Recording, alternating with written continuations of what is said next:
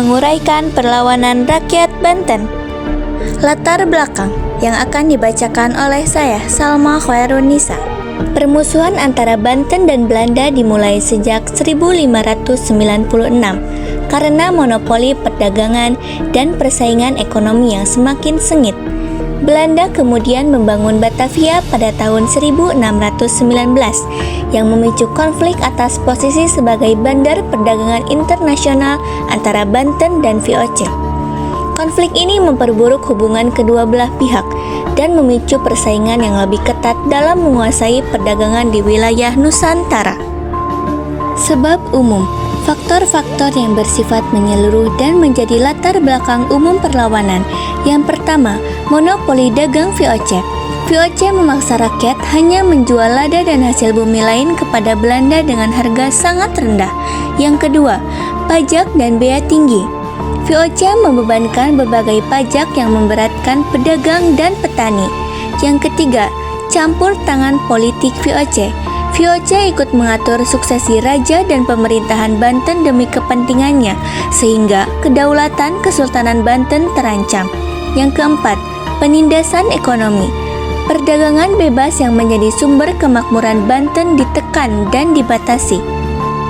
Sebab khusus, pemicu langsung yang membuat rakyat dan bangsawan Banten bangkit. Yang pertama, pertentangan internal istana. Perebutan kekuasaan antara Sultan Ageng Tirtayasa dan putranya Sultan Haji dimanfaatkan VOC. Yang kedua, dukungan VOC kepada Sultan Haji. VOC membantu Sultan Haji melawan ayahnya, sehingga memicu kemarahan rakyat dan pendukung Sultan Ageng. Yang ketiga, pengepungan dan blokade. VOC melakukan serangan militer dan blokade pelabuhan Banten, menimbulkan penderitaan ekonomi mendadak. Selanjutnya yaitu perlawanan rakyat Banten yang akan dibacakan oleh saya sendiri, Muhammad Husni Padilah. Awal mula peperangan. Perlawanan Banten dipimpin oleh Sultan Ageng Tirtayasa karena pada masa pemerintahan Sultan Ageng banyak dibangun saluran air atau irigasi untuk keperluan pertanian dan perang. Maka Sultan digelari Sultan Ageng Tirtayasa. Tirta artinya air. Pada tahun 1671, Sultan Ageng Tirtayasa mengangkat putra mahkota Abdul Najar Abdul Kahar, lebih dikenal dengan nama Sultan Haji, sebagai raja pembantu yang bertugas untuk mengurus masalah dalam negeri. Sedangkan Sultan Ageng dan Pangeran Purbaya mengurus masalah yang berhubungan dengan luar negeri. Pemisahan urusan pemerintahan di Banten ini tercium oleh perwakilan VOC di Banten. Ia kemudian mendekati dan menghasut Sultan Haji agar urusan pemerintahan di Banten tidak dipisah-pisahkan dan jangan sampai kekuasaan jatuh ke tangan Arya Purbaya. Karena hasutan VOC ini, Sultan Haji mencurigai ayah dan saudaranya.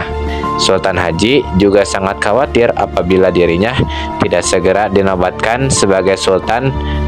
Sangat mungkin jabatan sultan itu akan diberikan kepada Pangeran Arya Purbaya. Selanjutnya ada jalannya peperangan. Sultan Haji yang terhasut kemudian bersekongkol dengan VOC untuk menguasai kerajaan Banten seluruhnya. Dalam persekongkolan tersebut, VOC sanggup membantu Sultan Haji untuk merebut Kesultanan Banten, tetapi dengan 4 syarat, yakni 1. Banten harus menyerahkan Cirebon kepada VOC. Kedua, monopoli lada di Banten dipegang oleh VOC dan harus menyingkirkan para pedagang Persia, India, dan Cina. 3. Banten harus membayar 600.000 ringgit apabila ingkar janji. Yang keempat, pasukan Banten yang menguasai daerah pantai dan pedalaman Periangan segera ditarik kembali. Pada tahun 1681, VOC atas nama Sultan Haji berhasil merebut Kesultanan Banten. Istana Surosoan berhasil dikuasai. Sultan Haji menjadi Sultan Banten yang berkedudukan di Istana Susoroan. Sultan Ageng Tirtayasa kemudian membangun istana yang baru yang berpusat di Tirtayasa. Sultan Ageng Tirtayasa berusaha merebut kembali Kesultanan Banten dari Sultan Haji yang didukung oleh VOC. Pada tahun 1682, pasukan Sultan Ageng Tirtayasa berhasil mengepung istana Surosoan. Sultan Haji terdesak dan segera meminta bantuan tentara POC. Datanglah bantuan tentara POC di bawah pimpinan Prangkoistek. Pasukan Sultan Ageng Tirtayasa dapat dipukul mundur dan mendesak hingga ke benteng Tirtayasa. Benteng Tirtayasa juga dikepung oleh tentara POC. Akhir perlawanan, Sultan Ageng Tirtayasa akhirnya berhasil meloloskan diri bersama putranya Pangeran Purbaya ke hutan Lebak. Mereka masih melancarkan serangan sekalipun dengan bergelirnya. Tentara POC terus memburu Sultan Ageng Tirtayasa bersama pengikutnya yang kemudian bergerak ke arah Bogor. Pada tahun 1683, Sultan Ageng Tirtayasa berhasil ditangkap oleh POC dengan tipu muslihat. Sultan Ageng ditawan di Batavia sampai wafatnya pada tahun 1692. Semangat juang Sultan Ageng Tirtayasa beserta pengikutnya tidak pernah padam. Ia telah mengajarkan untuk selalu menjaga kedaulatan negara dan mempertahankan tanah air dari dominasi asing. Nasib Sultan Haji setelah Sultan Ageng wafat adalah tetap menjadi sultan, tapi tidak berdaulat penuh, melainkan di bawah kendali POC, dan pemerintahan Banten kehilangan kejayaannya. Selanjutnya yaitu tokoh-tokoh yang berperan penting yang akan dibacakan oleh Muhammad Al-Fariji. Tokoh perlawanan. 1. Sultan Ageng Tirtayasa. Tokoh utama dalam perlawanan rakyat Banten terhadap penjajahan Belanda adalah Sultan Ageng Tirtayasa yang memimpin perlawanan pada abad ke-17 untuk menolak monopoli POC dan mengusir Belanda dari Banten. Sultan Banten yang memimpin perlawanan terhadap upaya monopoli perdagangan POC, perusahaan Hindia Timur Belanda. Ia menolak keras monopoli perdagangan POC dan berusaha mengusir kongsi dagang Belanda dari Banten. Melalui perlawanan yang dipimpinnya, Banten pernah berhasil merebut kapal-kapal dan pos penting POC, namun akhirnya dikalahkan pada tahun 1683. Perjuangannya dikenal melalui beberapa bentuk seperti perang gerilya dan sabotase kapal dagang Belanda. 2. Sultan Haji. Sultan Haji Banten adalah Sultan Abu Nasr Abdul Qohar yang berkuasa antara tahun 1683 sampai 1687 dan merupakan putra dari Sultan Ageng Tirtayasa. Ia dikenal sebagai raja yang mengkhianati ayahnya sendiri demi kekuasaan. Dengan memanfaatkan tipu muslihat POC yang menandai awal runtuhnya Kesultanan Banten dan dimulainya kekuasaan POC. Putra dari Sultan Ageng Tirtayasa yang berkhianat dengan bekerja sama dengan POC. Pengkhianatannya ini menyebabkan melemahnya Kesultanan Banten dan berujung pada kekalahan Sultan Ageng Tirtayasa. 3. Pangeran Purbaya. Ia adalah seorang pejuang yang mendukung perjuangan ayahnya melawan POC pada tahun 1656.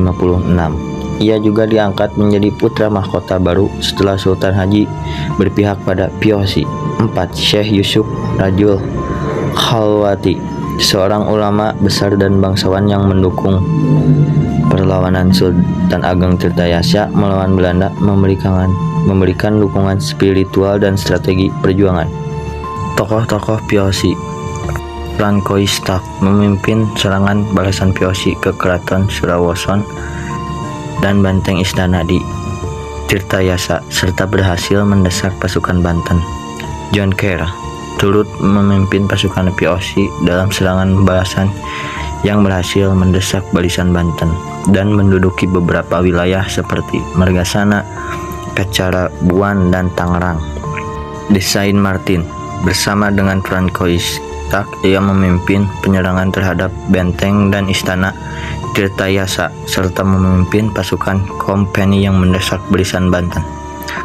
Cornelis Pilman berperan dalam melakukan politik adu domba di et Impera antara Sultan Ageng Tirtayasa dengan putranya, Sultan Haji, yang memicu terjadinya Perang Saudara Banten.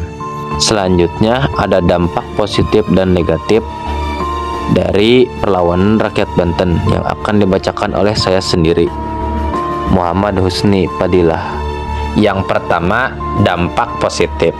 Dampak positif utama dari perlawanan rakyat Banten adalah terganggunya monopoli perdagangan POC, meningkatnya kesadaran akan perlunya persatuan, dan meninggalkan warisan budaya berupa peninggalan sejarah seperti masjid, keraton, dan benteng yang menjadi bukit kejayaan masa lalu dan sumber inspirasi perjuangan di masa kini. Selanjutnya adalah dampak negatif. Dampak negatif utama dari perlawanan rakyat Banten adalah keruntuhan Kesultanan Banten itu sendiri yang disebabkan oleh konflik internal yang dipicu oleh politik adu domba POC antara Sultan Ageng Tirtayasa dan Sultan Haji.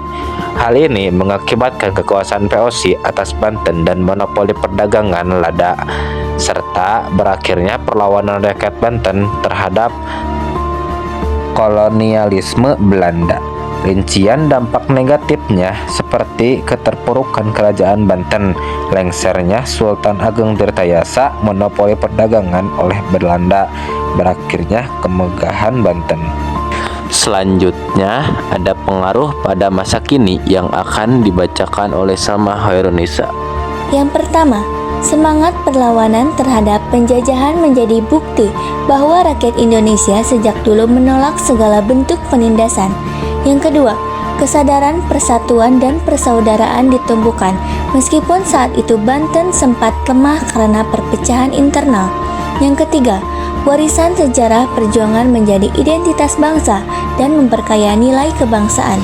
Yang keempat, inspirasi bagi perjuangan kemerdekaan Indonesia di abad ke-20 karena menunjukkan keberanian rakyat melawan kekuatan asing. Dan yang terakhir ada manfaat bagi generasi penerus bangsa yang akan disampaikan oleh Salma Hoirunisa. Yang pertama, menumbuhkan semangat nasionalisme dan rasa cinta tanah air. Yang kedua, menjadi pelajaran penting agar tidak mudah diadu domba oleh pihak luar. Yang ketiga, mendorong generasi muda untuk menjaga persatuan dan kesatuan bangsa. Yang keempat, menghargai jasa pahlawan dengan melanjutkan perjuangan mereka melalui pendidikan, kerja keras, dan pembangunan bangsa. Yang kelima, membentuk karakter tangguh agar generasi penerus mampu menghadapi tantangan global tanpa kehilangan jati diri bangsa. Sekian presentasi dari kami. Mohon maaf bila masih banyak kekurangan dan kesalahan. Terima kasih atas perhatiannya.